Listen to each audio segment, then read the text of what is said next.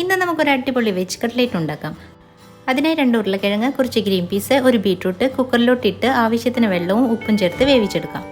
ഇനി ഒരു പാനിലേക്ക് 2 ടേബിൾ സ്പൂൺ വെളിച്ചെണ്ണയിൽ 1 സ്പൂൺ ജിഞ്ചർ ഗാർലിക് പേസ്റ്റും 1 സവോളയും കൂടി ചേർത്ത് നന്നായി ഒന്ന് ഇളക്കി കൊടുക്കാം. 1/2 സ്പൂൺ മഞ്ഞൾപ്പൊടി കൂടി ചേർത്ത് നന്നായി ഒന്ന് ഇളക്കി കൊടുക്കാം. ഇതിലേക്ക് 1 സ്പൂൺ മുളക് പൊടിയും 1/2 സ്പൂൺ ഗരം മസാലയും കൂടി ചേർത്ത് നന്നായി ഒന്ന് ഇളക്കി കൊടുക്കാം. ഇനി വേവിച്ച എല്ലാ മസാലയും ഇതിലേക്ക് ഇട്ട് കൊടുത്ത് നന്നായി ഒന്ന് ഇളക്കി കുറച്ച് മല്ലിയിലയും കൂടി ഇട്ടാൽ നമ്മളുടെ മസാല റെഡിയായി. ഇത് കുറച്ച് ബ്രെഡ് ക്രംസ് ആണ്. ഇനി ഒരു മുട്ട നന്നായി ഒന്ന് ഉടച്ചു കൊടുത്ത് ഈ ഫില്ലിങ് ഒരു റൗണ്ട് ഷേപ്പിലാക്കി നമുക്ക് മുട്ടയിലോട്ട് മുക്കി ബ്രെഡ് ക്രംസിൽ പൊതിഞ്ഞെടുക്കാം.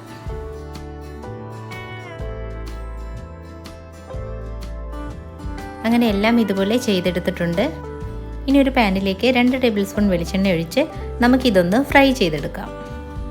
അവസാനം നമ്മളുടെ കട്ട്ലേറ്റ് റെഡി ആയിട്ടുണ്ട്. ഇഷ്ടമായാൽ എല്ലാവരും ഒന്ന് ട്രൈ ചെയ്ത് നോക്കണം.